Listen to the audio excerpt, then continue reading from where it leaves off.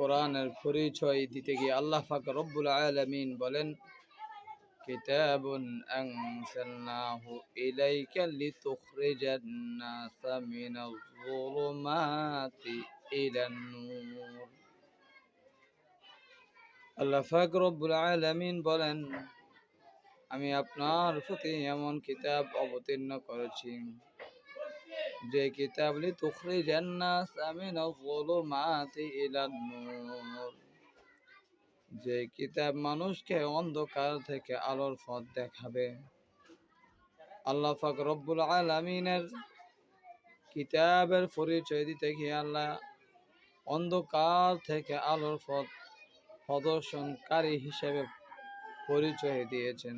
আমরা কি বুঝতে পারলাম? কোরআনের মাধ্যমে মানুষ হেদায়েত পাবে, কোরআনের মাধ্যমে মানুষ আলোর পথ পাবে, কোরআনের মাধ্যমে মানুষ জান্নাতের পথ পাবে। জান্নাতের পথ পেতে হলে কোরআনকে অনুসরণ করতে হবে। কোরআনই মানুষকে জান্নাতের পথের দিশা দিতে পারে।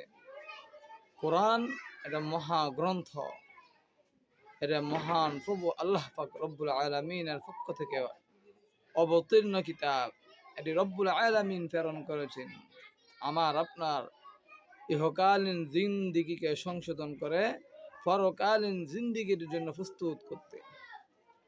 দুনিয়ার জিন্দিগি ক্ষণস্থায়ী, এই জিন্দিগিকে পরিশুদ্ধ করে সংশোধন করে রব্বুল আলামিন আখিরাতের জিন্দিগির জন্য আমাদেরকে প্রস্তুত করতে কোরআনে কারীম রব্বুল আলামিন অবতীর্ণ করেছেন। একজন ব্যক্তি তার ব্যক্তি জীবন, পারিবারিক জীবন, সামাজিক জীবন, রাষ্ট্রীয় জীবন প্রত্যেকটা বিষয়কে সে সংশোধন করে নিতে পারে কোরআনে কারীমের অনুসরণের মাধ্যমে।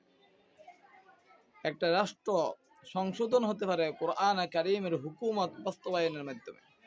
হুকুমগুলো, কোরআনের প্রতিটি হুকুম যদি ব্যক্তি জীবন থেকে নিয়ে পারিবারিক, সমাজ এবং রাষ্ট্রীয়ভাবে কার্যকর হয়, তাহলে পুরা পৃথিবী সুন্দর হয়ে যাবে। কারণ রব্বুল আলামিন নিজেই বলছেন, কিতাবুন আনজালনাহু ইলাইকা লিতুখরিজান নাসা মিনাজ যুলুমাতি ইলান নূর। আল্লাহ নিজেই বলছেন যে কোরআন এটা এমন কিতাব যেটা অন্ধকার থেকে আলোর পথ দেখাবে। দুনিয়ার এই যে আমাদের সমাজ ব্যবস্থাটা অন্ধকার, এই অন্ধকারকে আলোর দিকে ফিরাতে হলে কোরআনের দিকে আসতে হবে। কোরআন ব্যতীত সংবিধান, কোরআন ব্যতীত রাষ্ট্র, কোরআন ব্যতীত সমাজ, কোরআন ব্যতীত পরিবার, এমনকি ব্যক্তি জীবনও সুন্দর হতে পারে না। ওই জন্য কোরআনকে অনুসরণ করি। আল্লাহ পাক আমাদেরকে তৌফিক দান করুন। আসসালামু আলাইকুম